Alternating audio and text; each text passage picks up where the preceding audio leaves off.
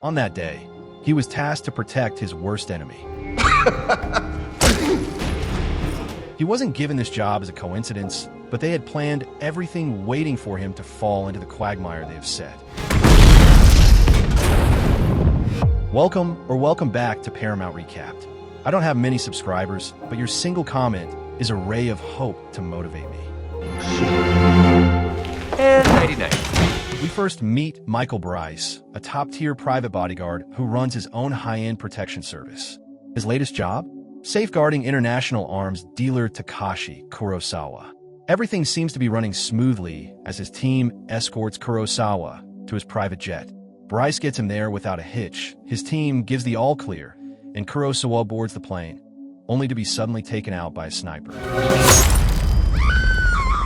A perfect job gone horribly wrong. Fast forward 2 years, and Bryce is a shadow of his former self, sitting in his rundown car, relieving himself in a bottle while waiting for his next client. His once thriving career has taken a nosedive, and now he's stuck protecting small-time executives. His latest client, Mr. Cypher, is a paranoid businessman convinced he has assassins after him. It's 9:30. Apologies, I had to make After him. Bryce isn't worried, brushing off Cypher's fears. They make it outside without any trouble, and Cypher starts to relax, thinking he overreacted. What he doesn't know is that Bryce already took out a bunch of hitmen before even meeting him. Floor north stairwell, I've left a print. As they walk away, Cypher's car suddenly explodes, proof he really was a target. Impressed, Cypher watches as Bryce shrugs it off like it's just another day on the job. Meanwhile, in Belarus, ruthless dictator Vladislav Dukovich and his men roll into a small village, looking for a professor named Asimov, who has been spreading anti-government literature. When they search his home, they find documents calling for the overthrow of Dukovich's regime. The dictator pretends to be friendly, asking about Asimov's family, but when the professor lies and says they are on vacation, his wife and son are dragged in. Instead of killing Asimov, Dukovich makes him watch as he brutally executes his family, leaving him to live with the pain. Back in the present, Asimov is testifying against Dukovich at the International Criminal Court. But thanks to a slick legal move by Dukovich's lawyer, the testimony is thrown out due to lack of evidence. Outside the courthouse, angry protesters gather, demanding justice for Dukovich's crimes. Over at Interpol London, hitman Darius Kincaid is offered a deal: testify against Dukovich, and in exchange, his wife, Sonia, will get a full pardon. Plus, he'll receive a letter pushing for leniency in his own case. His lawyer tries to negotiate a better deal, but Kincaid doesn't hesitate to sign. Now, he just has to survive the trip to The Hague, where the trial is happening. Interpol agent Amelia Roussel is in charge of transporting him, but Kincaid isn't impressed with his so-called security, warning that Dukovich has already wiped out most witnesses against him.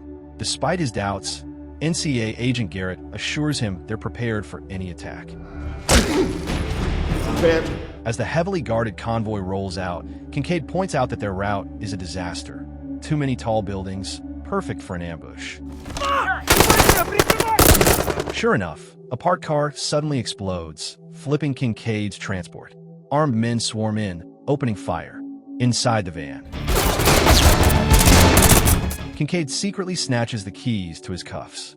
Chaos erupts as agents fall left and right. Garrett holds his own, but is eventually gunned down. The attackers start breaking into the van, but Kincaid and Roussel decide to team up. They burst out, guns blazing. Kincaid, proving his deadly skills, takes a bullet in the leg, but keeps going. He tries to escape, but Roussel stops him at gunpoint. Realizing that Interpol has a mole, she decides to get him to a safe house instead.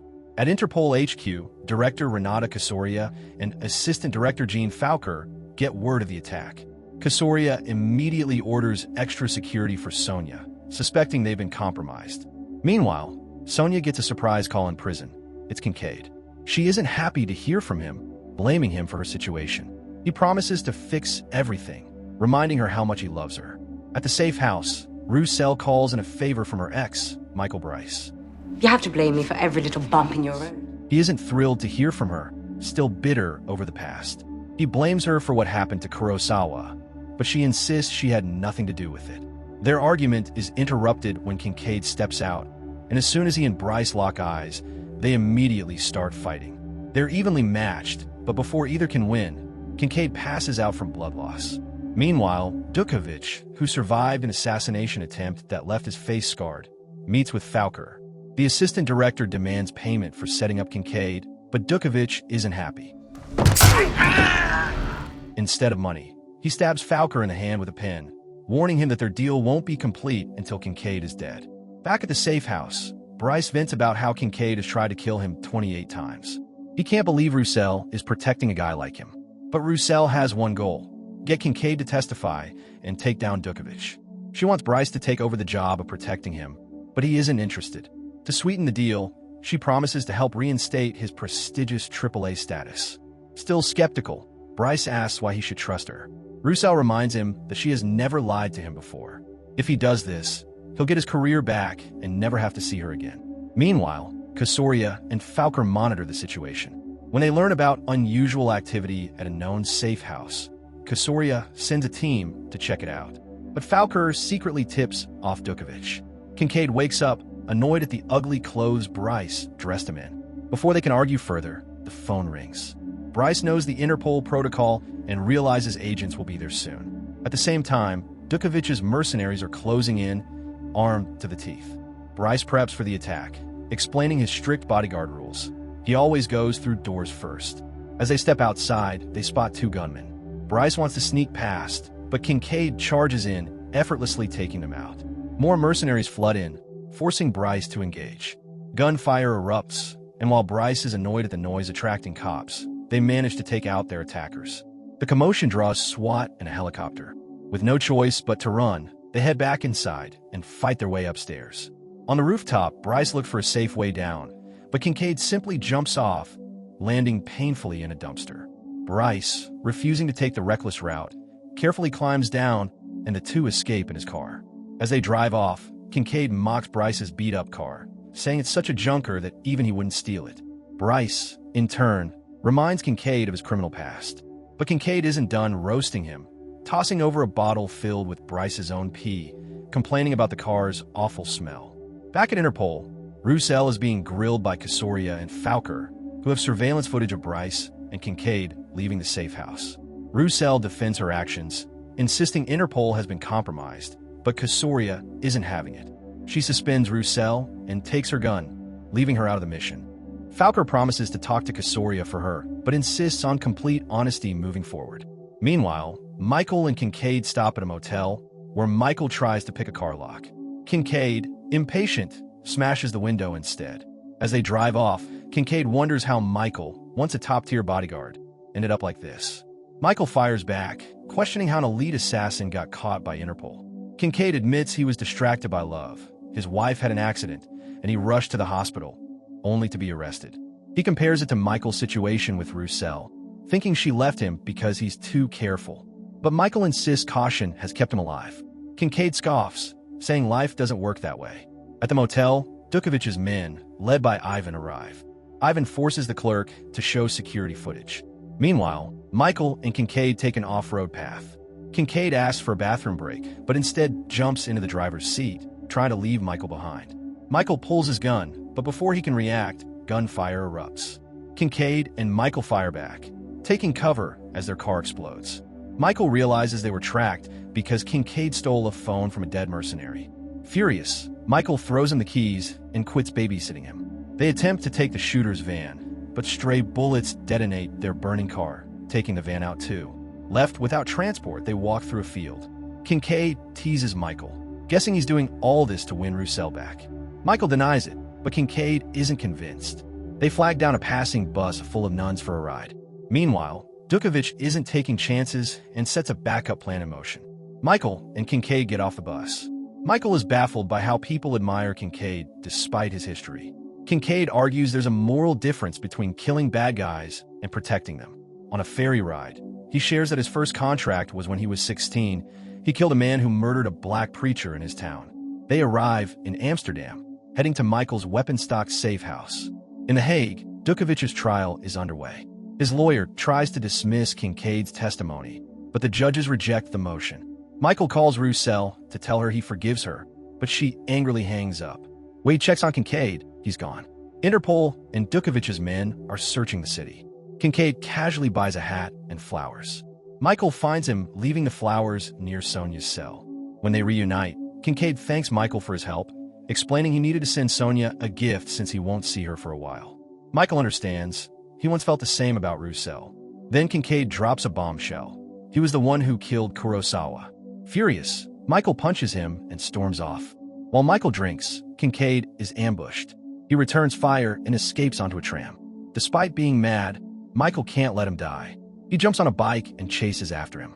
Kincaid hijacks a boat while Ivan's men continue shooting. Michael catches up, firing back and taking out one of the chasing cars. Kincaid fires a flare gun into Ivan's vehicle. One of the mercenaries preps a rocket launcher, but Michael eliminates him before he fires. They share a brief nod, just before Michael gets knocked off his bike and captured.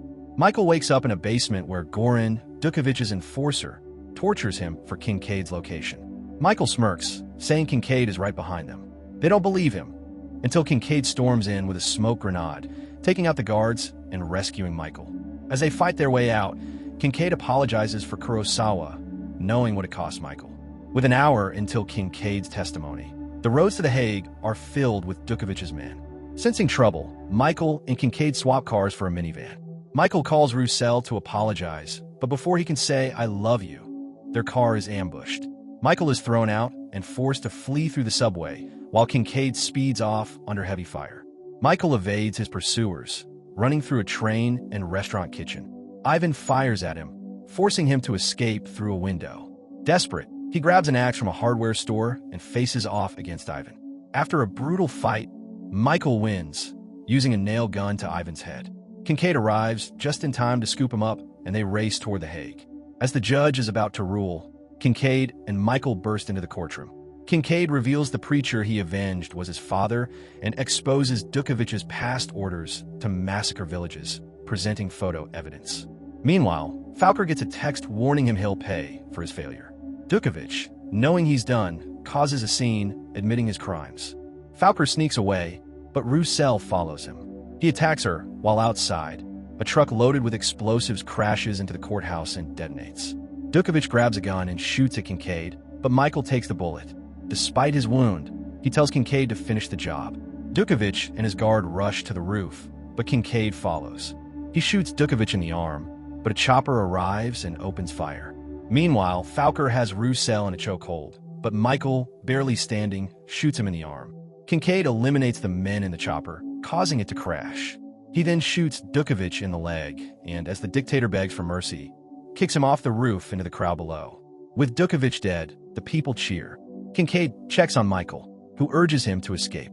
But Kincaid stays, waiting for Sonia's release. As Michael is taken away, Kincaid teases him about Kurosawa one last time. Weeks later, Kincaid has already escaped custody.